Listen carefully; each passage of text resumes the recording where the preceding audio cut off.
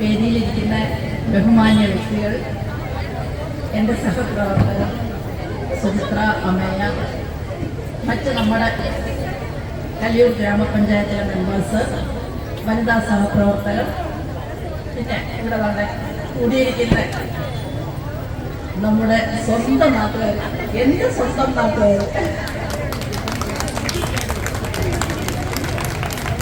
ഒരുപാട് സന്തോഷം. ശരിക്കും പറഞ്ഞാൽ നമ്മുടെ ദേശത്തിൻ്റെ ഐശ്വര്യമാണ് വെള്ളായണി അമ്മ. അതേ ദേശത്തിലുള്ള ഓരോ വീട്ടിലെയും ഐശ്വര്യത്തിൻ്റെ ആ വിളക്കാണ് ഇവിടെ ഇരിക്കുന്ന ഓരോ അമ്മമാരും, ചേച്ചിമാരും, സഹോദരിമാരും, മക്കളും എല്ലാം.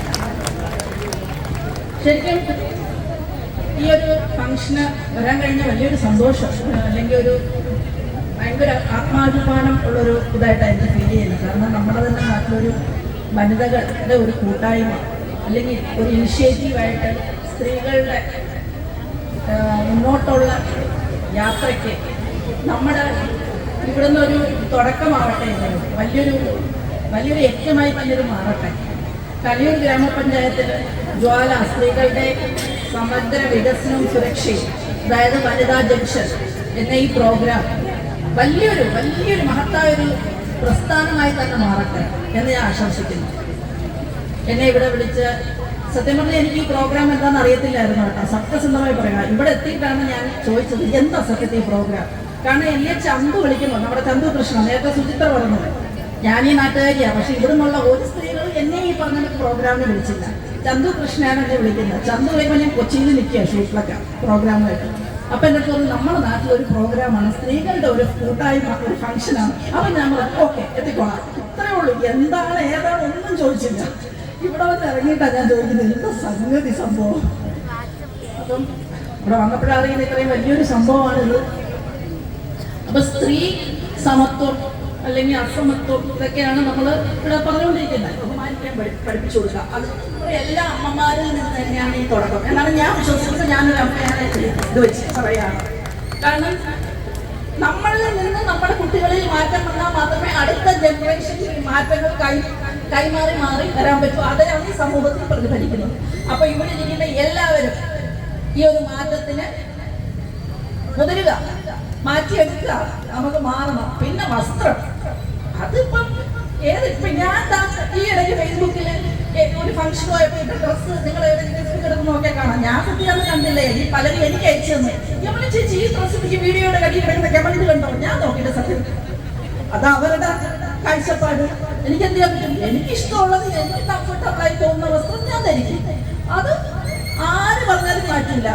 എനിക്കത് കംഫർട്ടബിൾ ആണോ ഇടും. കമന്റ് ഇടുന്നവർ അവിടെ ഇട്ടോണ്ടിരിക്കട്ടെ. അവർക്ക് വേറെ പണിയില്ലാത്തോണ്ടല്ലേ തോണ്ടി ഇട്ടോണ്ടിരിക്കുന്ന. പണിയുള്ളവർക്ക് ഇത് പറ്റില്ല. ആണോ? നമുക്ക് 100 കൂട്ടം പണിയായിട്ടിരുന്നെങ്കിൽ ഫോണും എടുത്ത് വെച്ചിട്ട് വീഡിയോ കണ്ടി ഈ ഇരുന്നും മെനപ്പെട്ട് കമന്റ് വാക്കുകളൊക്കെ കണ്ടുപിടിച്ചെഴുതും നമ്മളെ കൊണ്ട് പറ്റില്ല. അപ്പൊ പണിയില്ലാത്ത കുറെ പേര് അതുകൊണ്ടിരുന്ന് അത് ചെയ്തു കൊടുത്തു. നമുക്ക് ഇഷ്ടമുള്ള വസ്തു നമ്മൾ ധരിച്ച കോൺഫിഡൻസ് എന്ന് പറയുന്ന ഒരു സംഭവം നമുക്ക് വേണം. പിന്നെ നേരത്തെ സുചിത്ര പറഞ്ഞ പോലെ ഈ സിനിമ ഇൻഡസ്ട്രി ഒന്നടങ്കം അടക്കി മോശമായി പറയുന്ന കാര്യങ്ങളൊക്കെ 30ാമത്തെ വർഷമാണ് ഞാൻ ഈ ഫീൽഡിൽ വന്നത്. ഈ വർഷം 30 വർഷം തികയും. 10-60 സിനിമകൾ അഭിനയിച്ചു, 100 അത്രയും സീരിയലുകൾ കഴിഞ്ഞു. എനിക്കിതുവരെ ഈ പറഞ്ഞ കണക്ക് ഉള്ള ഒരു പ്രശ്നവും ഇൻഡസ്ട്രിയിൽ ഉണ്ടായിട്ടില്ല. കാരണം ഒരാൾ ഒരു നോട്ടത്തിൽ ഒരു മോശം നോട്ടം നോക്കിയാൽ ആ സെക്കൻഡ് നാടും നിവർത്തിയിരുന്ന എന്താണ് എന്നുള്ള തിരിച്ചു നോട്ടം ഞാൻ അപ്പം കൊടുക്കും. സീരിയസ് ആയിട്ട് പറയുന്നൊരു കാര്യമാണ്.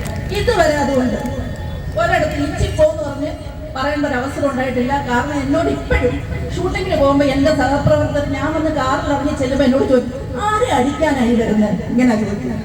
സത്യമാണ്. അത് ഞാൻ തന്നെ ഉണ്ടാക്കിയെടുത്ത ഒരു ബോഡി ലാംഗ്വേജാണ്. കാരണം എല്ലാം നടത്തെ തന്നെ ഒരാൾ ഇങ്ങോട്ട് ഒന്ന് പറയാൻ ഞാൻ സമ്മതിക്കില്ല. ഒരു സ്ത്രീ കൊണ്ട് പറ്റും എന്നുള്ളതാണ് ഞാൻ വിശ്വസിക്കുന്നത്. നമ്മുടെ ഒരു നോട്ടം മതി ഒരാൾക്ക് ഒരു മോശമായ ഒരു ചുവട് വെക്കാൻ, അവിടെ നിർത്താൻ നമ്മളെ കൊണ്ട് പറ്റും അല്ലേ. പിന്നെ ഈ പറഞ്ഞത് എല്ലാം നമുക്കങ്ങനെ പറയുമ്പോൾ ചില കാര്യങ്ങൾ ഉണ്ടാവും, അത് വേറെ. ഞാൻ അതല്ലാതുള്ള ഇതാണ് പറഞ്ഞത്. അപ്പൊ ഈ പറഞ്ഞ സ്ത്രീകൾക്ക് മൾട്ടി ടാസ്കിംഗ് എന്ന് പറയുന്നത് ദൈവം അനുഗ്രഹിച്ച് തന്നിരിക്കുന്ന ഒരു കഴിവാണ് നമ്മൾ സ്ത്രീകൾക്ക്. ഒരേ സമയം എത്ര കാര്യങ്ങൾ എന്തുകൊണ്ടാണ് നമ്മൾ ചെയ്യുന്നത്? ഞാൻ ഇവിടെ സംസാരിച്ചുകൊണ്ട് നിൽക്കുമ്പോൾ സത്യസന്ധമായി ഞാൻ പറയുന്നത്, ഇച്ചിരി പറഞ്ഞു 6 മണിയാകുമ്പോൾ എനിക്ക് പോകണം, 6:30 മോടെ ട്യൂഷൻ കഴിഞ്ഞ് വിളിച്ചോണ്ട് വന്നു. എനിക്ക് ഇവിടെ ഇരിക്കുന്നതിന് അത് ആലോചിച്ച് മോളെ വിളിച്ചു. ഇച്ചിരി മുമ്പേ കോൾ വന്നതാ, മോളെ അവിടെ ഇരുന്നോടെ എവിടെ നിന്ന് വരും. അപ്പൊ നമ്മൾ എത്ര കാര്യം ഒരേ സമയം ചെയ്യുന്നത്? 4 മണിയാകുമ്പോൾ എഴുന്നേക്കും, ഷൂട്ടുണ്ടെങ്കിൽ വീട്ടിൽ ആഹാരം എല്ലാം ഉണ്ടാക്കി വെച്ചിട്ട് ലൊക്കേഷൻ 7:30 ആകുമ്പോൾ എത്തണം. 8 മണിക്ക് ഫ്രഷ് ഔട്ട് വെക്കും, 7:30 വിത്ത് മേക്കപ്പ് ലൊക്കേഷൻ എത്തും.